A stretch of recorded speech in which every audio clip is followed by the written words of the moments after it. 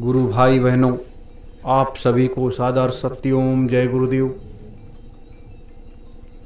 आज शांति बेला की इस रात्रि में आध्यात्मिक सत्संग सभा में हम आप सब पुनः इस पावन तपोभूमि की पवित्र स्थली पर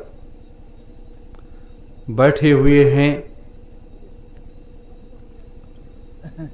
जब गुरु की कृपा होती है, उनकी दया और मौज होती है, तभी व्यक्ति को ऐसे पवित्र स्थानों पर जाने का सौभाग्य प्राप्त होता है। ये सौभाग्य बड़े बड़े उद्योगपतियों, पूंजीपति, सेठ, साहूकारों और बड़े बड़े लोगों और नेताओं को भी नहीं प्राप्त होता है, जो हमें आप सबको ये सौभाग्य प्राप्त हुआ है।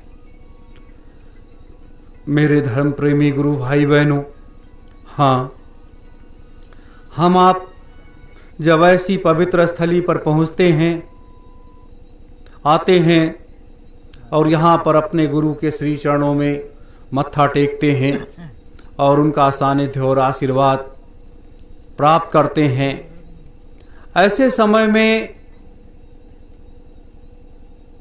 जिस जगह पर हम आप बैठे हुए हैं, ये 88,000 ऋषियों की वह पावन तपोस्थली है, जहां पर 72 वर्षों तक हमारे मनीषियों ने बैठ करके कठोर साधना किया था और 3 वर्ष तक एक ऐसा महायज्ञ किया था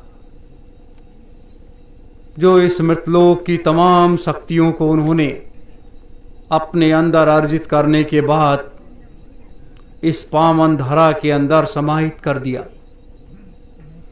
इसीलिए कहा गया है कि इस पावन धरा पर आने पर हमारे अंदर ज्ञान, भक्ति, शक्ति और वैराग्य उत्पन्न होता है और गुरु और शिष्य की परंपरा का जो एक रास्ता है,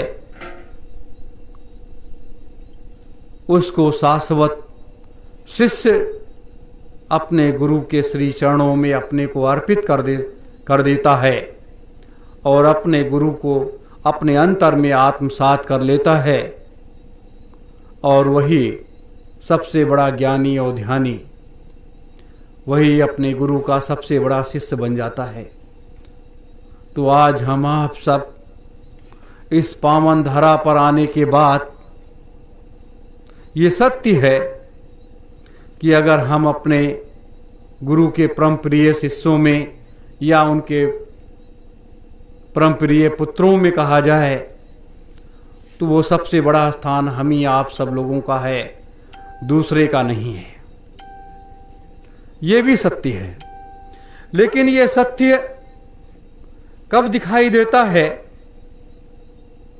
जब हम आप सब इस संसार से चले जाते हैं, उसके बाद ग्रंथों की रचना होती है और ग्रंथों की रचना में हर पात्र का अलग अलग स्थान का वर्णन होता है और जो ऋषि होते हैं, जो महात्मा होते हैं, वो ऐसे धार्मिक ग्रंथों की रचना करते हैं और जब वो धार्मिक ग्रंथों की रचना करते हैं तो हम आप सब इस संसार में रहें या न रहें, लेकिन हमेशा इस संसार में जीवित रहते हैं।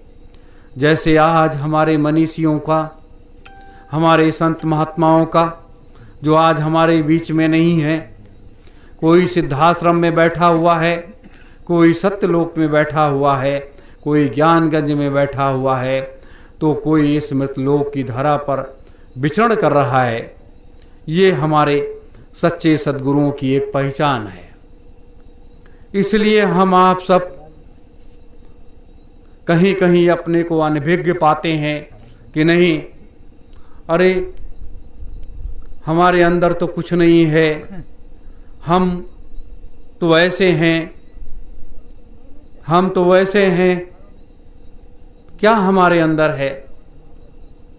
एक लिखित रूप से कोई डिग्री प्राप्त की जाती है वह जो है हमें प्रत्यक्ष रूप में दिखाई देती है कि हमने ये डिग्री प्राप्त की है। कहीं हम नौकरी करने जाते हैं तो वो जो हमें प्रमाण पत्र नौकरी का मिलता है वो दिखाई देता है कि आज मुझे फला विभाग में नौकरी मिल गई है। लेकिन जब हम किसी संत महात्मा के दरबार में जाते हैं और उस आध्यात्मिक सत्संग का अपने अंदर आत्मसात करते हैं, उसका अनुसरण करते हैं, तो वो दिखाई तो देता नहीं है, लेकिन वो अंतर में वो इस घट घट में वास करने लगता है। ऐसे महात्माओं का एक एक शब्द जब कानों को गुंजायमान करता है और एक एक शब्दों को जब हम आत्मसात करते हैं तो बड़ी अनुभूति होती है और एक ललक होती है कि काश हम भी इस तीनों लोगों का वर्णन कर पाते, वहाँ पहुँच पाते, या हमारा ये शरीर जो ये मनुष्य रूपी शरीर है ये हमारे गुरु के कार्य के लिए काम आ सके। इस तरीके से तमाम भाव विचार हमारे आप के अंदर उत्पन्न होते हैं। लेकिन इस तरीके से उत्पन्न होते रहने से भी काम नहीं चलता है। साधना का वो पथ होता है, जैसे आज बृहस्पतिवार था, अपने गुरु का दिन था। ये गुरु का दिन दो तरीके से होता है। एक देवी देवताओं के, ब्रह्मा विष्णु महेश के एक गुरु कहे गए बृहस्पति देव, जिन्हें उनको भगवान की भी उपाधि दी गई, बृहस्पति भगवान की उपाधि दिया गया। एक वो दिन है और एक वही दिन जिसको हमने अपना सच्चा सदगुरु मान करके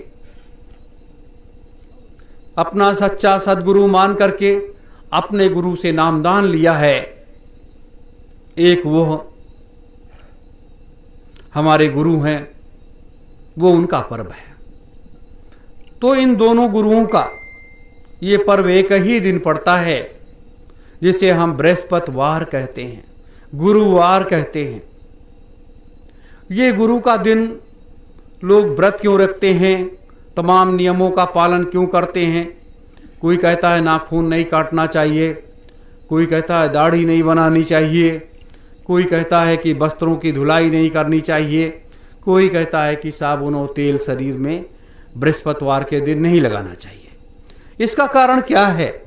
आज हम आप जैसे व्रत रहे, दिन भर व्रत रहने के बाद शाम को अपने प्रेमियों ने भंडारे को तैयार किया और तैयार करने के बाद अपने लोग पूजा पाठ करने के बाद उसको अपने गुरु का प्रसाद समझ करके उसको ग्रहण किया।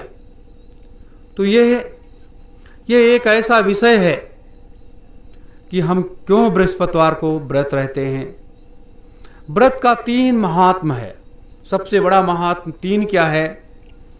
एक महात्म तो है कि हमारे शरीर की एक दिन, ये शरीर के अंदर जो मशीन है जो हमारे भोजन को पचाती है, सारी क्रिया करती है, वो जो है उस दिन उसे आराम मिल जाता है और इस शरीर को भी हल्कापन महसूस होने लगता है।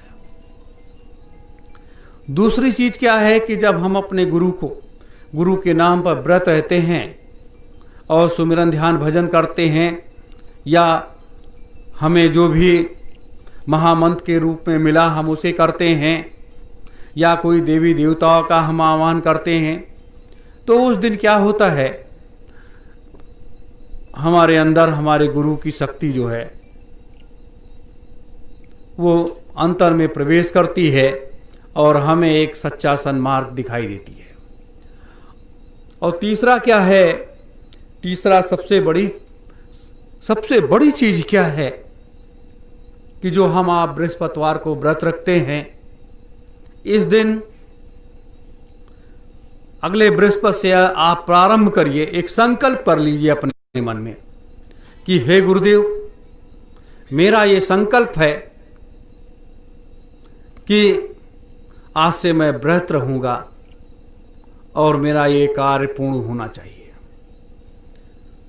ये भी एक मन के समझाने की बात है, लेकिन जब हम अपने गुरु से प्रार्थना करते हैं, स्तुति करते हैं, विनती करते हैं और उसके बदले में हम अपने गुरु के लिए ये व्रत का विधान करते हैं, तो वहां पर गुरु हमें असीम शक्तियां प्रदान कर देता है। हमारे अंदर तमाम शक्ति भर देता है। इस तरीके से मेरे धर्म प्रेमी गुरु भाई बहनों, ये बृहस्पति व्रत का बड़ा लंबा चौड़ा इसका विधान है, इसकी व्यवस्था है। और यह कुछ लोग कहते हैं कि अगर उनके शिष्य व्रत करते हैं बृहस्पतिवार का तो गुरु की आयु बढ़ जाती है। और कुछ लोग कहते हैं कि गुरु की दया और मौज हो जाती है व्रत रखने वाले को। और कुछ लोग कहते हैं कि यह एक वैसी बात है, हम इसे क्यों रखें। तरह तरह की बातें होती हैं, लेकिन कोई बात नहीं, ये तो इन व्रतों की व्याख्यान रहा है। इसीलिए हमारे सनातन हिंदू धर्म में जितने दिन हैं उतने व्रत के विधान हैं, उतनी व्यवस्थाएं हैं और उतने के लिए हमें अलग अलग व्यवस्थाएं दिया जाता है। हम अलग अलग देवी देवताओं को दिन के बाद से बांटते हैं और फिर उसमें से थोड़ी जगह छोड़ते हैं कि जो महात्मा जंगलों में, पहाड़ों में या गांव के बाहर अगर वो साधना करने चाहें तो आराम से वो रह करके और कुटिया बना करके आराम से वो अपने घर के पास में ही साधना कर सकते हैं। ये ऐसी व्यवस्था है, लेकिन ये क्रम अंतर्वत चलता रहता है।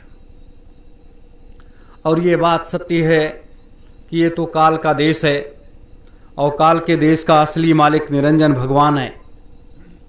जब निरंजन भगवान है, हम सुबह शाम जय गुरुदेव नाम निरंजन भगवान का नारा लगाते हैं और सत्य ओम नाम सत्पुरुष का नारा लगाते हैं, अपने कंठ से उच्चारण करते हैं, तमाम देवी देवताओं का आवाहन करते हैं सुबह शाम, उनकी आरती, उनकी पूजा पाठ उनके विधान से करते हैं। मेरे धर्म प्रेमी गुरु भाई बहनों, तो यह जो विधान है उसे हम आप अनुवर्त करते हैं। लेकिन आज इस काल के देश में अपने लोगों ने भी देखा, कल का दिन कैसा था, आज का दिन कैसा है, परसों का दिन कैसा रहेगा और नरसों का दिन कैसा रहेगा। तो ये कलिकाल जो है ये चारों तरफ से झपट्टे मारने का प्रयास करता है और सत्य की धुरी, सत्य की ताकत वो टूटने नहीं देती है, झुकने नहीं देती है और विचारों को गंदा नहीं होने देती है। उसे कहते हैं सत्य की ताकत और उसे कहते हैं गुरु की शक्ति और गुरु का आशीर्वाद। संसार में या तीनों लोकों में गुरु की शक्ति के अलावा किसी की शक्ति जल्दी काम नहीं करती है। आज के इस प्रवेश में जब हम ये देखते हैं कि मर्यादा में रह करके और अपने गुरु की वो दी हुई शक्ति और ताकत कि कहीं उसका दुरुपयोग ना होने पाए, उसको बचा करके रखना है, तो ऐसे समय में कलिकाल रूपी ये दैत्य हर तरीके से परेशान करने का सोचने लगते हैं। इन्हें दैत्य कहा जाएगा, इन्हें राक्षसी कहा जाएगा। ये हर युगों में, हर समय ऐसा हुआ है। हर समय ऐसा हुआ है, लेकिन आगे जो व्यवस्था हम लोग बना रहे हैं, हमारे गुरुदेव बना रहे हैं, वह संसार में कोई पैदा नहीं हुआ। इस मृतलोक में कोई पैदा नहीं हुआ कि वो व्यवस्था बना सके। 1000 वर्ष के लिए सतयुग की बात थी, लेकिन अपने गुरुदेव ने सिद्धाश्रम में बैठ करके महात्माओं के सानिध्य में और महात्माओं के उस तपोबल और शक्ति को सृजित करके 3000 वर्ष के लिए सतयुग राज्य की स्थापना करने का एक बहुत बड़ा संकल्प कर लिया है किसी के अंदर कि जैसे 1000 वर्ष की बात थी और 3000 वर्ष के लिए सतयुग राज्य की स्थापना कर देना, और उसके बाद 2 लाख वर्षों तक के लिए एक ऐसी व्यवस्था इस मृतलोक में दे करके जाना कि 2,03,000 वर्ष तक इस मृतलोक में अमन चैन से लोग रहेंगे। कहीं भी किसी प्रकार की कोई मुसीबत परेशानी, कोई दुख तकलीफ, कोई गरीबी अमीरी का भेद, ये सब समाप्त हो जाएगा। है किसी के अंदर ताकत, है किसी के अंदर क्षमता जो इस चीज को करके दिखा दे। मेरे धर्म प्रेमी गुरु भाई बहनों, आज ये जो कलिकाल का झपट्टा है, ये जो कलिकाल का झपट्टा है जो अपने लोगों ने कल भी देखा, यह कलिकाल का झपट्टा इसीलिए कहा गया, इसीलिए कलिकाल और परेशान है कि हम तो कोई बात नहीं, लेकिन इसीलिए 2,03,000 वर्ष के लिए ऐसी व्यवस्था बना करके अपने लोग जाएंगे कि संसार में कोई किसी के ऊपर झपट्टे ना मार सके और संसार में कोई किसी को परेशान न कर सके। वो व्यवस्था बना करके हम लोग जाएंगे, उसके पहले जाने वाले नहीं हैं। कोई कुछ भी कर ले, कोई कुछ भी कह ले।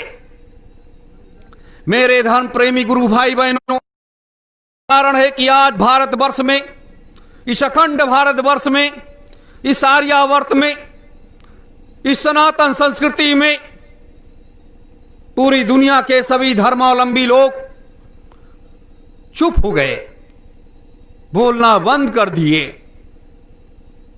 राम और कृष्ण हमारे पूर्वज हैं, बुद्ध और कबीर हमारे पूर्वज हैं।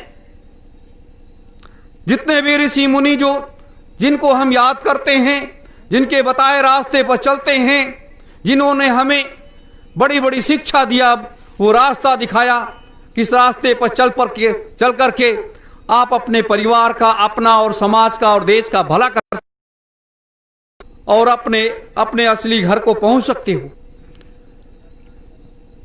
वो शिक्षा हम आपने किताबों में भी ले लिया, हमारे महात्माओं ने, हमारे गुरुजनों ने भी बताया, लेकिन जो हमारे गुरु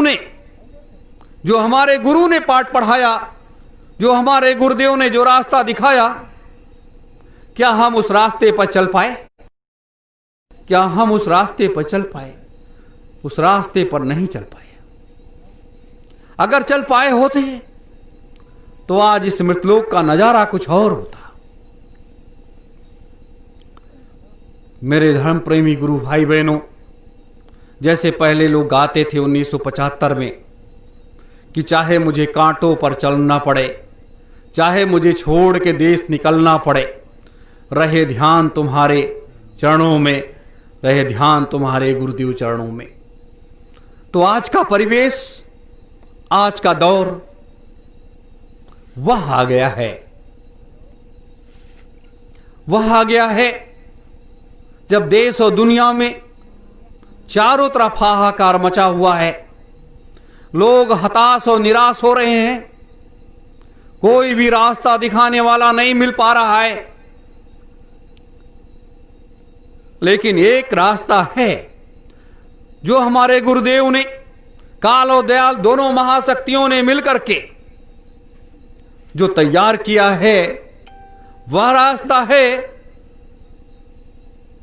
उन्होंने एक छोटा सा एक ऐसा महामंत्र दे दिया जिसे आज हम आप सबों ने 12 घंटे तक उच्चारण किया। अपने गुरुदेव के प्रतिबिंब के सामने बैठ उसे प्रतिबिंब ना समझिए, उसे यह समझिए कि गुरुदेव हमारे सामने बैठे हुए हैं, प्रतिबिंब नहीं है। जिस दिन आपका तीसरा उस दिन आप अपने गुरुदेव को साक्षात अपने अंदर में आत्मसात करते रहोगे और दर्शन करते रहोगे।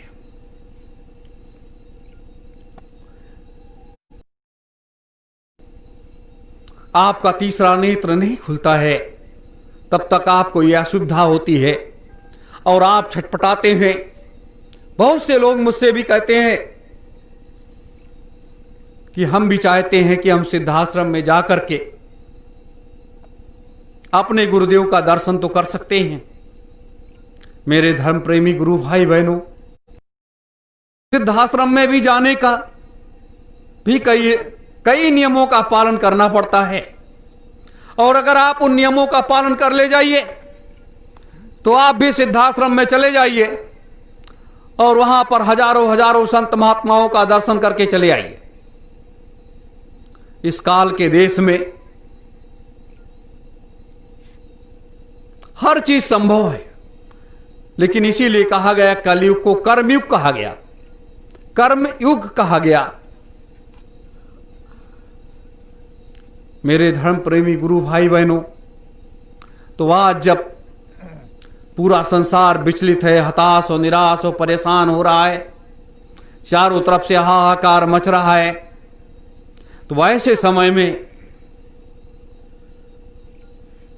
सत्यओम जय गुरुदेव सतयुग तीर्थ जो है,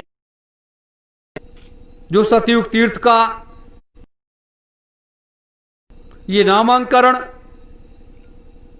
हम आपने नहीं किया, ये हमारे उन महापुरुषों का दिया हुआ वह प्रसाद है जिसको अपने लोगों ने स्वीकार और उसे धरातल पर उतार दिया। उनके आदेश और आशीर्वाद से, अपने गुरुदेव के आदेश और आशीर्वाद से अपने लोगों ने सत्यओम जय गुरुदेव सतयुग तीर्थ को इस धरातल पर उतार दिया। आज जब यह धरातल विस्तार ले रहा है तो यह लगना चाहिए कि अब बहुत जल्दी काम होने जा रहा है। बात मैंने कई बार कही थी ज्योति के प्रकाश का, कि यहां एक ऐसी ज्योति निकलती थी कि उसके प्रकाश में बैठ करके लोग ध्यानस्थ हो जाते थे, साधन भजन करने लगे और उनका तीसरा नेत्र खुल जाता था। लेकिन उसके लिए हमें आपको भी प्रयास करना होगा। जब हम आप प्रयास करेंगे तो सफलता इस पवित्र भूमि पर निश्चित मिल जाएगी। इसलिए मिल जाएगी कि यहां जब आप बैठेंगे तो आपका मन लगने लगेगा। जैसे आज आपने देखा कि कोई 1 घंटे लगभग जो भी लोग बैठे हैं, फिर बाद में लोग बैठे हैं, देखता रहा कि लोग ध्यान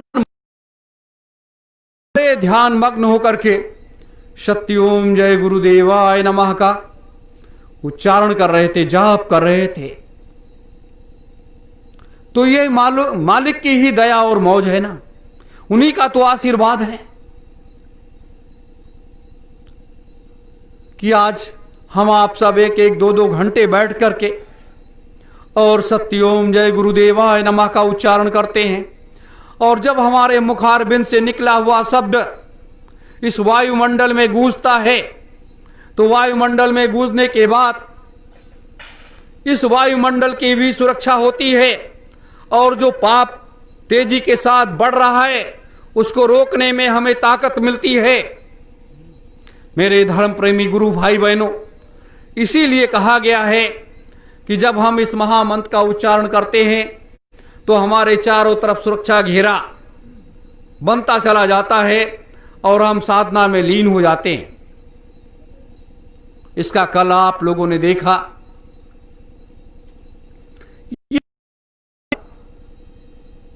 प्रकोप होता है,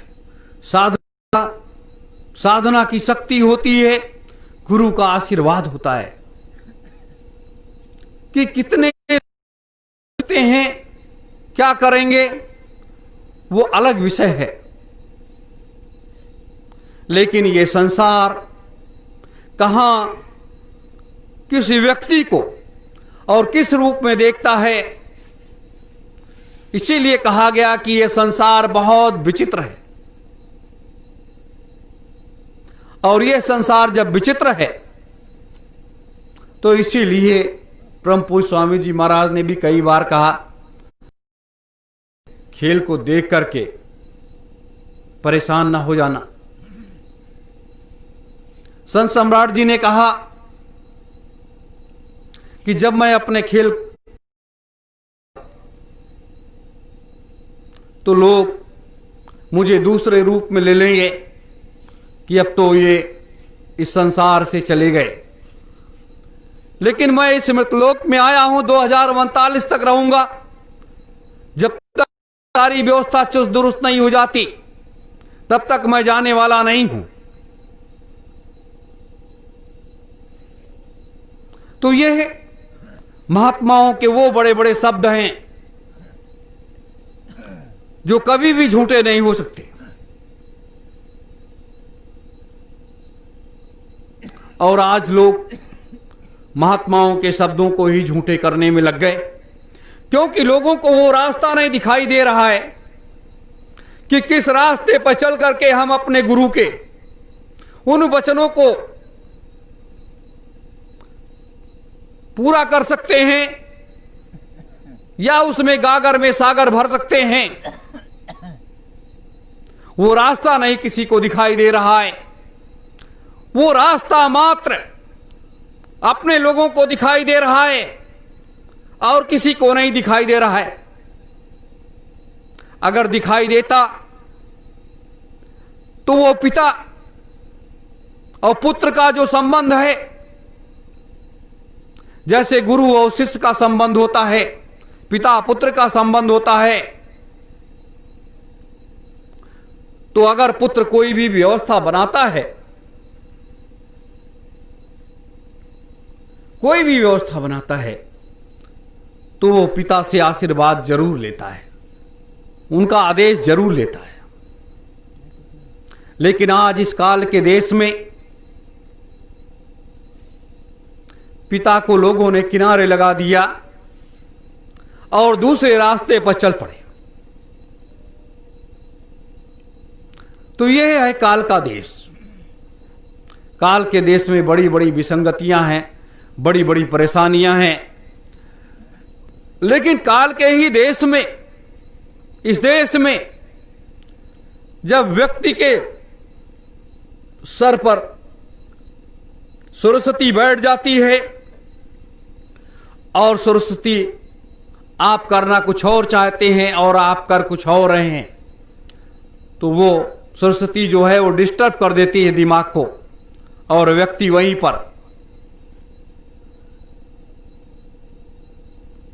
फेल होने लगता है, वहीं पर फेल होने लगता है। जैसे आज हमारे देश के राजनेताओं की हालात बन गए।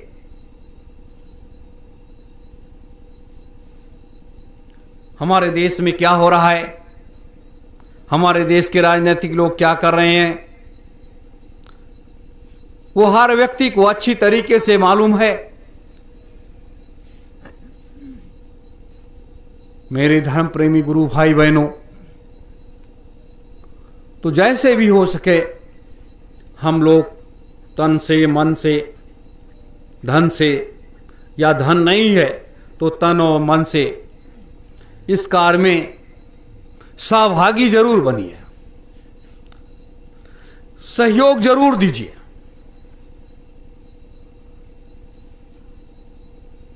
क्योंकि परिवर्तन का समय नजदीक आता जा रहा है और जो लोग छूट जाएंगे वह लोग छूट जाएंगे, रह जाएंगे। यह एक बहुत बड़ी बात है, क्योंकि सत्यओम जय गुरुदेव सतयुग तीर्थ जो है ये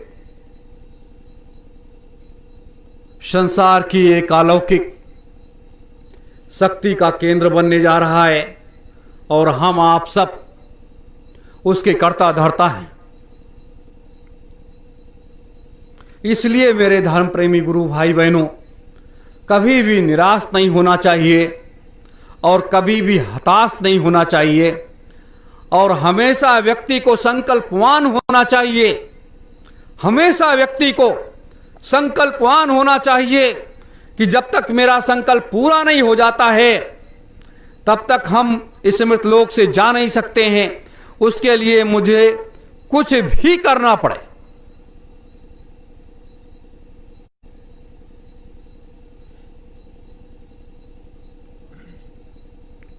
तो यह जो बात मैंने आपके बीच में कही है, उस बात को जरूर आप लोग विचार करेंगे, मंथन करेंगे और आगे के रास्ते को तय करेंगे। क्योंकि अब ये दोनों कंधों को अपने लोगों को बहुत मजबूत बनाना पड़ेगा। इतना मजबूत इन कंधों को बनाना पड़ेगा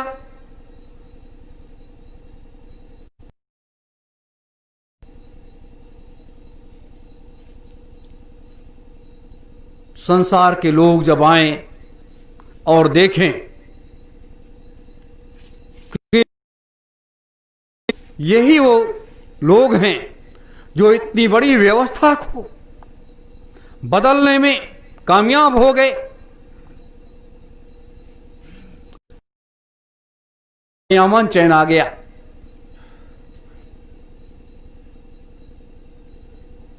तो इस तरह से आज का समय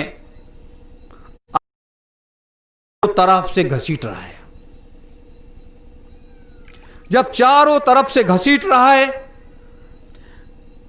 लेकिन वो समय हमें चारों तरफ से घसीटता है अपने साथ, लेकिन एक केंद्र धुरी बन जाने के बाद, एक धुरी बन जाने के बाद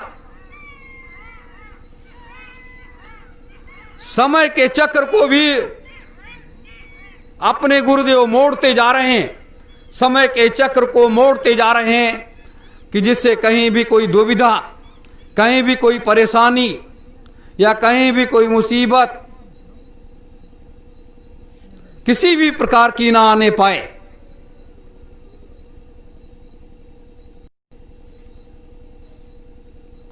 मेरे धर्म प्रेमी गुरु भाई बहनों,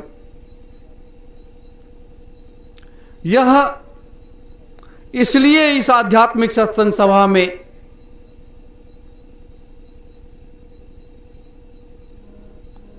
मेरे धर्म प्रेमी गुरु भाई बहनों, तो हम आप सब कहीं भी इधर उधर न जाएं, कभी भी भटके नहीं। कौन क्या कहता है, कोई अच्छा कहता है, कोई बुरा कहता है,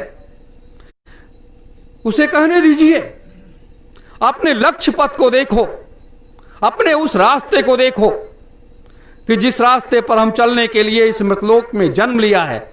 9 महीने मां के गर्भ में टट्टी और पेशाब में लटके रह गए, उसके बाद हम मां के गर्भ से बाहर आए और इस काम के लिए आए थे, लेकिन यहां करने लगे। तो आज आवश्यकता इन्हीं सब चीजों की है।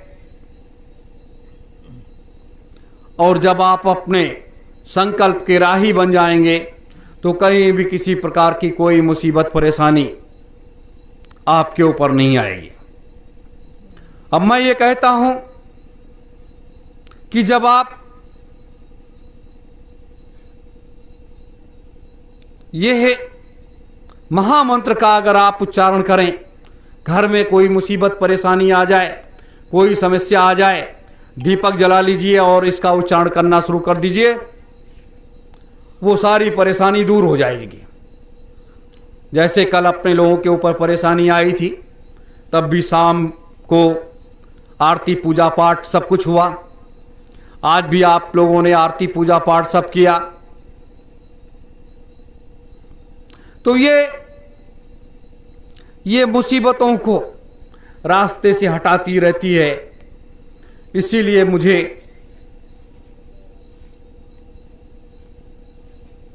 ये बातें आपको बतानी पड़ रही हैं।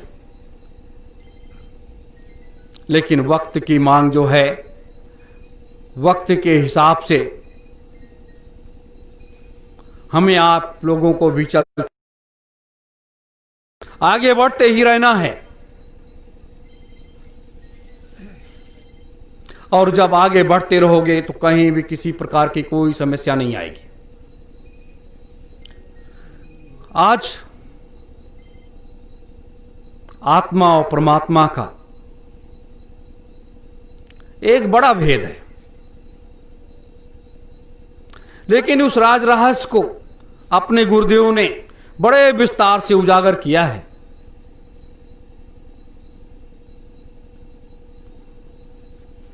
यह कुछ मुख्य बातें थीं जो मैंने आपके बीच में रख दी हैं। इस पर हम लोग चिंतन मनन करें और उसके बाद विचार करें कि आज इन बातों की आवश्यकता है या नहीं है। लेकिन इन बातों की आवश्यकता है। वक्त यही मांग रहा है और इसीलिए अपने संगत के द्वारा पूरे भारतवर्ष में,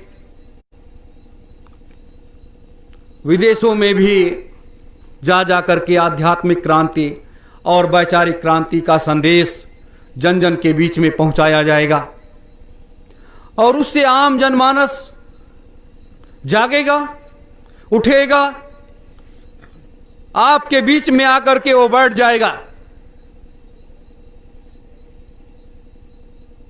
तो इस तरह से लाखों करोड़ों लोग तैयार बैठे हैं कि है कोई आवाज लगाने वाला, है कोई हमारी दर्द समझने वाला, सुनने वाला। मेरे धर्म प्रेमी गुरु भाई बहनों,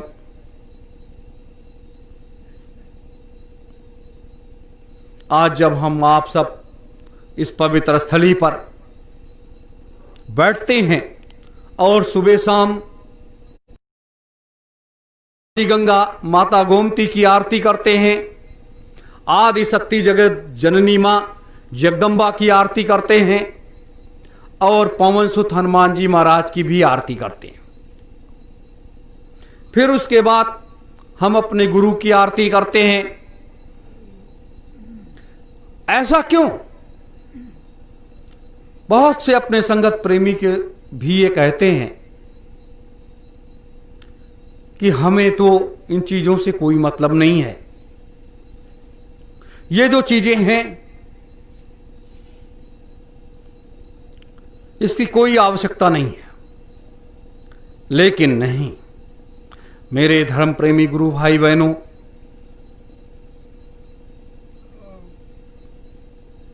मेरे धर्म प्रेमी गुरु भाई बहनों, यह आवश्यकता है कि जैसे जैसे अपने लोग इस कार्य की तरफ आगे बढ़ रहे हैं, हम आदि गंगा गोमती माता को, उनको प्रणाम करते हैं, उनका आशीर्वाद लेते हैं कि उन्होंने इतने सालों तक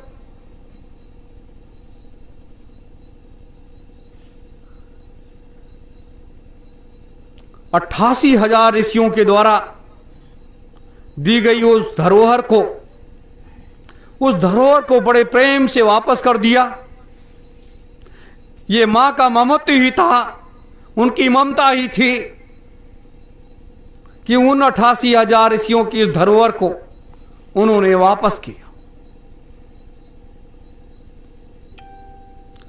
और इसी तरह से जब हम आदिशक्ति जगत जननी मां जगदम्बा की आरती करते हैं, जिन्हें हम नौ दुर्गा के रूप में मानते हैं। वो नौ माताएं हैं जिन्होंने 88,000 ऋषियों की 75 वर्षों तक अपने पुत्र के रूप में उनकी रक्षा और सुरक्षा किया, और उनको उनके अंदर एक चेतना और शक्ति भरा। और उसके बाद पवन सुत हनुमान जी महाराज का इस मृतलोक में इतना बड़ा भगत कोई नहीं बन पाया। जितनी बड़ी साधना और जितनी बड़ी शक्ति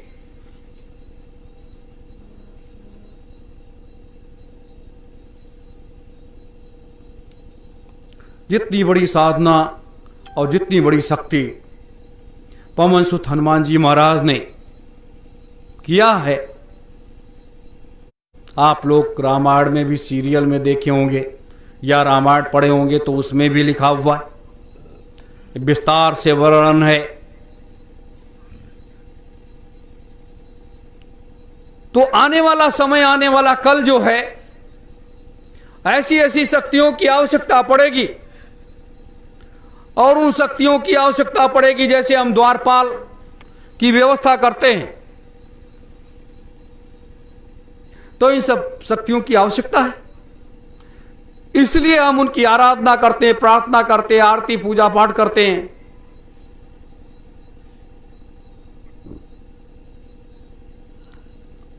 इसीलिए कहा गया है कि जब मनुष्य का विचार कुंठित हो जाए तो वह देखने में तो वो अच्छा करता है, लेकिन समाज जो है उसे दूषित निगाहों से देखती है।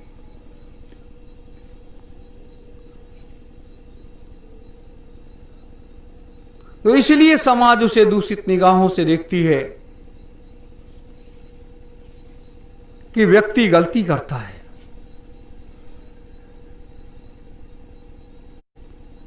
मेरे धर्म प्रेमी गुरु भाई बहनों, तो ये सब विषय हैं जो कभी भी नहीं समाप्त होंगे।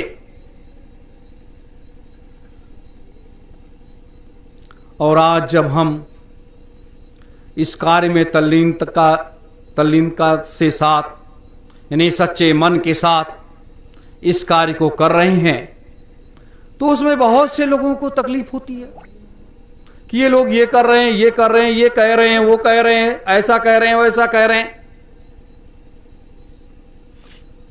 उस सत्य को सामने ला करके अपने लोग खड़ा कर दिए हैं,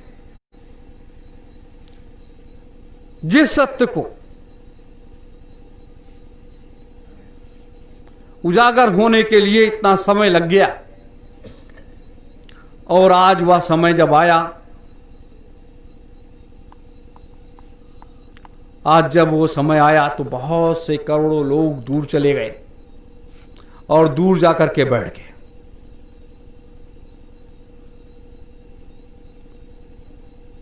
मेरे धर्म प्रेमी गुरु भाई बहनों, ये कुछ मुख्य बातें थीं, मैंने आपके बीच में रख दी हैं। इसको रात में विचार मंथन कीजिएगा, और कल हम सुबह आप लोग थोड़ा जल्दी उठिए, कुछ विस्तार से आपको बताएंगे। धर्म, अध्यात्म, संस्कृति, देश और राजनीति का ये विस्तार से आपको बताएंगे। और महायज्ञ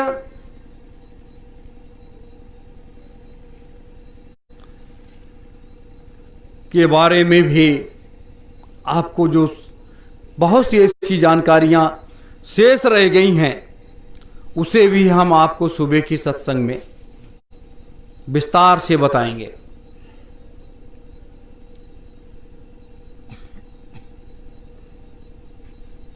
तो जब सुबह आपको विस्तार से हम बताएंगे, उस समय का समय क्या होता है, अगर हम लोग 6:30 बजे यहाँ बैठ जाएं तो जो ब्रह्म मुहूर्त का समय होता है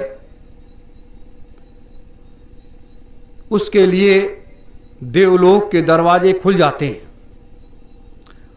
और जब देवलोक के दरवाजे खुल जाते हैं तब वहां पर कोई भी परेशानी नहीं होती है।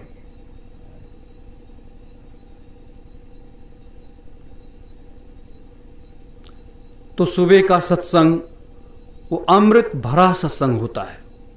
रात्रि का जो ये है, रात्रि की बेला में मनुष्य का शरीर भी थक जाता है। और दूसरी चीज कि वो दरवाजा भी बंद हो जाता है, वो दरवाजा भी बंद हो जाता है। इसीलिए मैंने कहा है कि इस तीसरे नेत्र को खोलना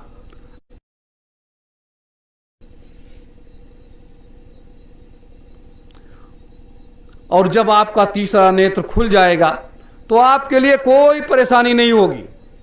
भूत जाएंगे और अपने कई जन्मों के बारे में भी आप जान जाएंगे।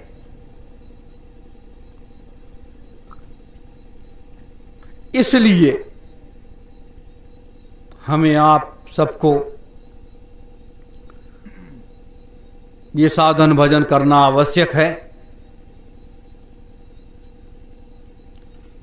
और इस रास्ते पर अनवरत चलते रहें। सतयुग की व्यवस्था हो रही है लाने की और वो बहुत जल्दी इस धरातल पर आएगा और सारा काम पूरा होता चला जाएगा। बस यहीं पर हम अपनी वाणी को विराम देंगे और कल बड़े विस्तार से आपको बताएंगे। बस इन्हीं शब्दों के साथ सभी गुरु भाई बहनों को सादर सत्य ओम जय गुरुदेव।